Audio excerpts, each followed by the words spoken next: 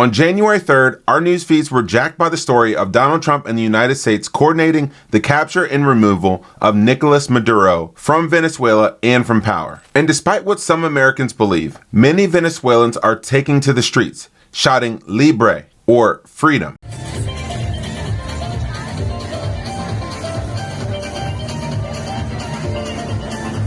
But freedom from what? On January 3rd, like a Delta Force silent raid carried out on the financial system in the middle of the night, an anonymous developer named Satoshi Nakamoto released Bitcoin into the world. He released an encrypted message that would start a silent revolution that echoed 17 years from January 3rd, 2009 till today. What does Bitcoin have to do with Nicolas Maduro, Venezuelan, or cries for freedom all across the world? In today's episode, I'm going to provide you clips from Venezuelan Bitcoiners and other people from oppressed regimes around the world as to why Bitcoin matters, and how January 3rd of 2009 is attached at the hip to January 3rd of 2026. This is Dante Cook with Bitcoin Simply.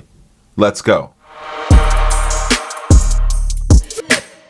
When I woke up on January 3rd, I wasn't expecting my newsfeed to be flooded with stories about Donald Trump and Nicolas Maduro. And as I expected, there was a mixed response from people, specifically people from privilege, about whether this was illegal, whether this was right, whether this should be done. Venezuelans should be outraged. This was just for oil. But then I also went down to my feed and I saw Venezuelans dancing like this in the middle of the street.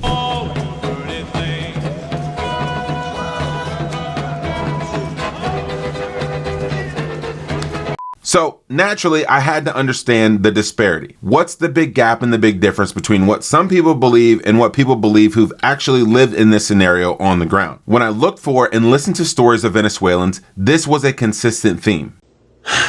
Okay, as a Venezuelan American, I got some shit to say. My family, my parents, my sister, my extended family, all lost everything. Their work, their savings, their investments, gone. Wiped out by a narco dictatorship that has held Venezuela in a death grip for over 25 years.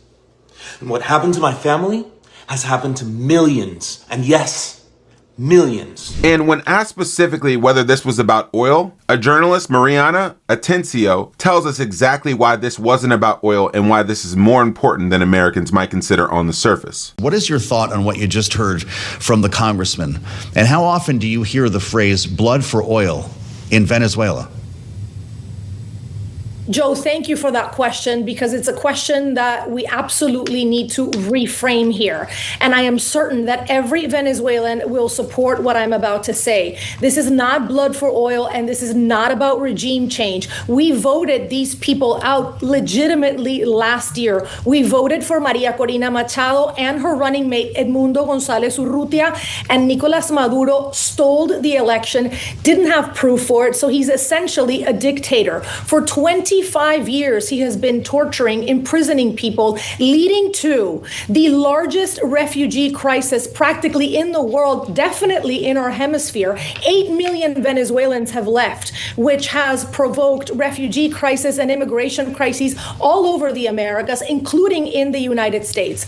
This provoked a humanitarian crisis where in a country with so many barrels of oil, you didn't even have medicine or food. And if I may, I know it firsthand because I lost my father during that humanitarian crisis because of the lack of medicine. So this is a catastrophe that is happening, a 2.5-hour flight from Miami in our hemisphere, continuous human rights abuses that is also, by the way, spreading influence to places like Colombia, like Mexico, like Peru, and destabilizing the entire region. So this is absolutely not about oil. This is about us as a nation wanting to come back to the fold of Western democratic nations and to the values that those nations represent. And I believe it's in the interest of the United States and every single American citizen to want that as well. I want to start us off with these clips because I think it gives us a foundation. They're current. I think they're credible. And I think this is why millions of people are taking to the streets in Venezuela and why they've done so in places like this all across the world. We live in a privileged Western context. Many of us that watch this show, I know some of us that do watch this show don't. But for me personally, I don't understand this context at all. So I need to have some empathy and try to understand exactly why people would be shouting Libre in the streets when the leader of their country supposedly was removed from power. So how did we get here? How did we get to a point where people are dancing in the streets? Well, I wanted to hear the story from none other than who I think are some of the most truth tellers in the world, the foremost truth tellers in the world, Bitcoiners. Mauricio, the Venezuelan founder and CEO of Ledn, tells us exactly how we got here from 1980 to 2010. I want to learn more about your origin story and your life in Venezuela, because you essentially understood firsthand what it means when money dies. So tell us where you come from and how you got to co-found Ledn. Great question. So I was born and raised in Venezuela. I grew up in Venezuela in the late 80s and 90s. And it was a really beautiful place to grow up. Venezuela has the issue that many commodity markets or economies have, which is the country economy dances to the beat of the underlying commodity. And in this case, this is oil? This is oil, correct. And so towards the late 90s, around the 90s, there was a boom-bust cycles in oil, and this created a lot of frustration in the Venezuelan society. And that led to one rogue military guy trying to overthrow the government. He tried once, failed, tried the second time, failed. And when he was about to try the third time, the incumbent president gave him a presidential pardon so that he could run in the polls. You know who that person was? Hugo Chavez. Oh, wow. So Hugo Chavez gets a presidential pardon in 1998. And the first thing he does is gets on a plane, goes to Cuba, got his training, comes back with a middle-of-the-road campaign. Kumbaya, let's all be happy. Businesses, I get it. People, I get it. We're going to come together. Anyway, wins the election and rewrites the Constitution, changes the name of the country, changes the flag, changes the coat of arms, changes the time zone, starts basically ravaging our Constitution. And my family and many others decided that this was going to be a one-term guy. We were going to go spend a few years in Florida while this blew over. And I remember when I got to Florida, I met a bunch of Cubans. And I told them where we were coming from and what was happening in Venezuela. And they gave me this look and they hugged me and they said, "You better get comfortable here, man. Yeah. I don't think you know what just happened to your country." And we would joke. And we're like, "No, it's not going to happen to us. This is the communist experiment that's failed all over and people don't listen." We're like, us? No, we have oil. We're mainland. Anyway, so as he starts doing this, Chavez starts expropriating businesses on national television, buildings, takes over the state oil company, replaces all the professionals with his friends. And he basically starts ripping apart the economy, removes the licenses from any media outlet, radio, TV that oppose him. It's the playbook. It's the playbook. And prints a bunch of money, right? To the point that you guys are like holding wheelbarrows of Bolivar and inflation must have been what, triple digits? Yeah. And so when Chavez was around, oil markets were still okay. And so there was like a bit of an illusion in Venezuela of wealth because he was ravaging the economy, but oil prices were ripping. So it created this cognitive dissonance where people said, communism is amazing, right? Like, look at all these great things that I'm getting now. He started subsidizing the price of prime beef. He started subsidizing the price of imported liquor. So Venezuela was paradise to a lot of people because everything was so cheap. Wow. And so meanwhile, all of us that understood what was happening were just pulling our hair and screaming to the void, but nobody was listening. Yeah. And then Chavez dies of cancer in 2013. This triggered the election that all of us thought was going to get the country back. So we all fly back. And that was the first election that the Chavista regime basically stole, like knowingly that they didn't win. They still went out and they said, no, we did win. If you listen to more of a story, you'll hear about how Mauricio figured out how Bitcoin, through his brother in Bitcoin mining, was a source to have control in a savings technology that could lift people out of poverty in Venezuela that the government couldn't control or deflate. As you heard in his testimony, Chavez was just the beginning of elections being able to be overthrown in that country. And this is how we get to where we are today. But before we go any further, let's thank our sponsors. Ledn, the sponsor who we already talked about. Ledn was born out of the need of people needing to hold on to a better technology to save for their future families, their generations, and to not be inflated away by a currency that is being devalued by thousands of percent. Ledn was created so people like you and me could hold on to their Bitcoin and not sell it, have the value of that Bitcoin increase over time, and actually short the currency that they're in by borrowing against a harder currency in Bitcoin. That's exactly what you can do with Ledn. You can borrow in fiat while holding your Bitcoin in cold storage in an account on Ledn's platform. If you want to borrow $1,000 in fiat, well, you post $2,000 in Bitcoin collateral. There's no credit checks. It's simple, fast, transparent, and easy, but Ledn has been doing this since 2018, since they figured out that Bitcoin was better money from the things happening in Venezuela. And that's why you can trust them. You can trust that or the 1,000 5-star customer reviews that they have. Go to learn.ledn.io/simply to get started with no credit checks, being able to borrow against Bitcoin a better technology. Go to learn.ledn.io/simply to get started. And another way that you can continue to remove power from the system is by removing it from the system altogether. Well, luckily, we've partnered with the team at the Bitcoin Way, who can provide you with a coach, an expert member to help you to remove power from the system and take back power for yourself, so that if a regime changes or some crazy stuff happens in the country, your money, your wealth, and your assets will be safe. Schedule a free 30-minute consultation with the team at thebitcoinway.com/simplybitcoin to understand exactly what I'm talking about. Okay. So when it comes to overthrowing elections, you don't have to go back to 2013 or 2010. You can go back to last year. Maria Corina Machado was the official winner of the election that happened in 2024, the elected leader of the people, who, because of Maduro, had to flee the country and has been in hiding ever since. But she actually kept the proof of receipts from her winning, from the ballots, from the actual votes from the people, and have actually taken those and buried those so that they can't be found from other people. And she explains perfectly why Bitcoin matters, what Bitcoin meant to them and to their revolution, and what it means for people in Venezuela. Thank you, Maria, for being here with me. It's a huge honor to get the opportunity to talk with you. I have immense admiration and respect for you. In Venezuela, your party achieved a historic victory. You were not only able to prove the fraud committed by the government of Nicolas Maduro, who brazenly stole this election, but you were also able to prove your party's victory. And you were able to use technology and transparency to get this done. Yours was a people-powered election. People-powered governance should be the goal of every free nation. And what's also really important is people-powered money. Over the last 24 years, the Chavez and Maduro regimes have completely destroyed the Venezuelan bolivar. Despite enormous oil reserves and oil revenues, the currency has been vaporized and people's purchasing power and wages have been destroyed. The government has tried to paper it over by deleting a zero, adding zeros, changing the currency, but the outcome is really stark. Obviously, we have the hemispheric catastrophe and the world's largest refugee crisis.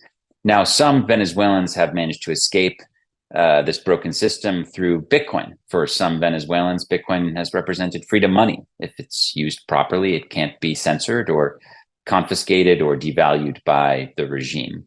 Can you tell us a little bit about how the Chavistas have destroyed the Venezuelan economy and currency, and how they've politicized money and the banking system in Venezuela?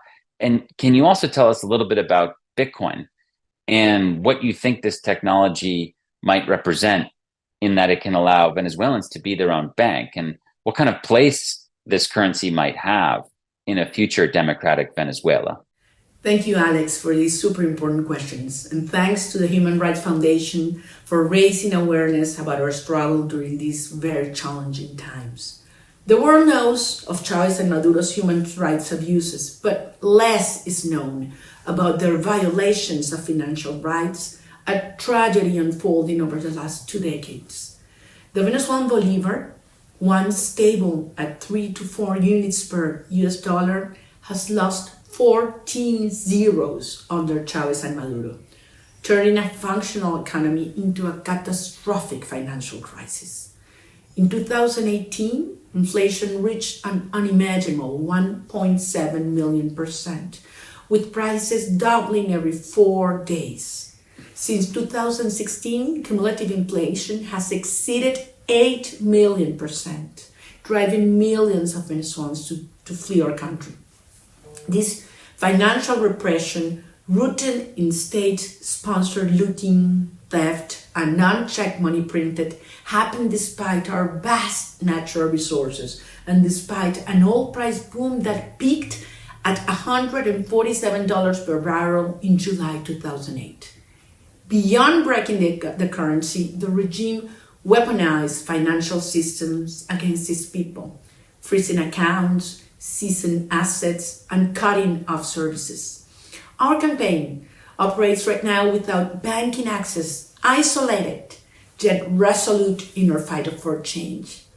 Some Venezuelans found a lifeline in Bitcoin during hyperinflation, using it to protect their wealth and to finance their escape. Today, Bitcoin bypasses government-imposed exchange rates and thus helps many of our people. It has evolved from a humanitarian tool to a vital means of resistance. We are grateful for the lifeline Bitcoin provides and look forward to embracing it in a new democratic Venezuela. We envision Bitcoin as part of our national reserves, helping rebuild what the dictatorship stole. Before our gold reserves were plundered, Venezuela had wealthy financial reserves worldwide. We will restore those reserves and include Bitcoin as a key component.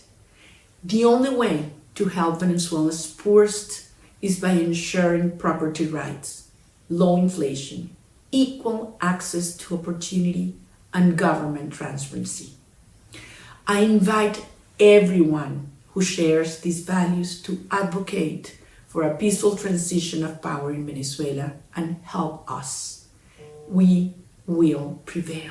One of the main tactics of leaders or dictators who come in during a regime change is that they will devalue the currency that is currently in place in favor of a new currency, one that they can control. This is the same recounting of a story that we heard from Phong Le, the now CEO of MicroStrategy, and what happened in Vietnam with his family. The similarities are striking. So my immigrant story was I was born in Saigon in 1976, a year after the fall of Saigon. My parents were fairly middle class in South Vietnam.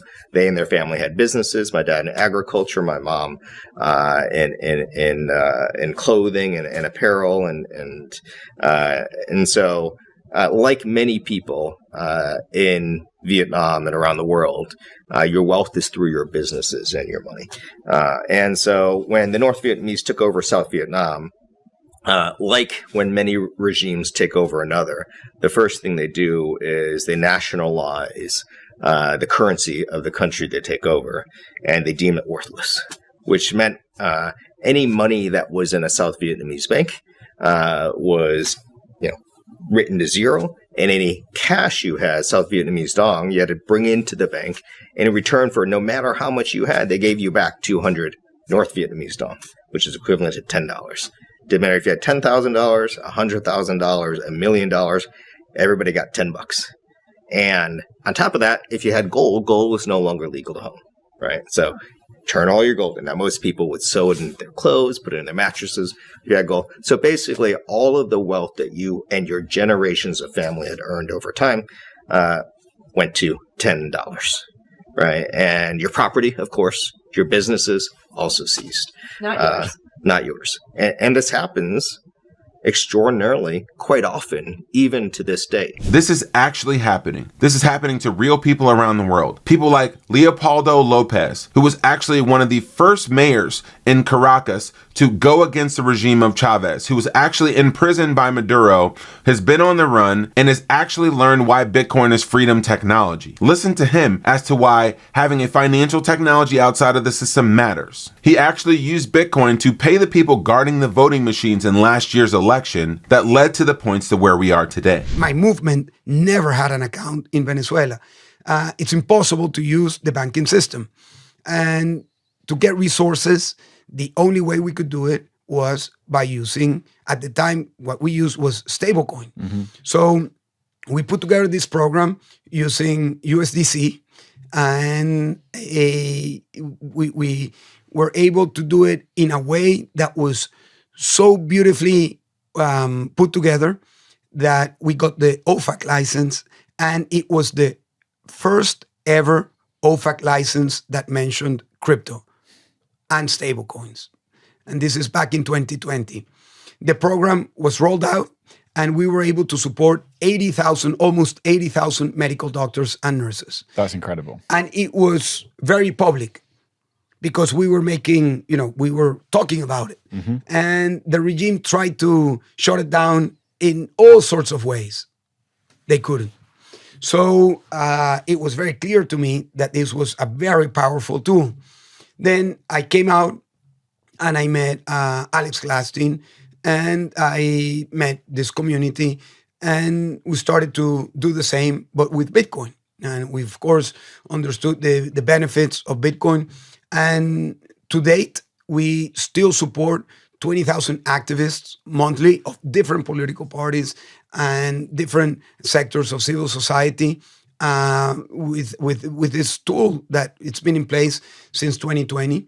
Last year, there was an election in Venezuela, and we were able to use Bitcoin to support the people that were in the front lines guarding the vote in each one of the 16,000 voting centers. If this doesn't point to the fact that while the silent release of technology on January 3rd, 2009 from an anonymous developer named Satoshi Nakamoto matters to the world and why it even matters today, then you are not paying attention. These two things are clearly linked. And if there wasn't a technology like Bitcoin, there would be no opportunity for a country like Venezuela or El Salvador to come to power themselves. The message the chancellor on the brink of bailout was a message and a signal that free speech should and still exist, that property rights should and still exist for people all across the globe. People who are in a privileged society and people who are underprivileged in other societies like Venezuela. What you need to understand is that this is not political. Like in my last video, I never said anything about Democrats or Republicans, but people said I was picking sides. This is purely about people needing a means and a way to defend themselves against people who have more power,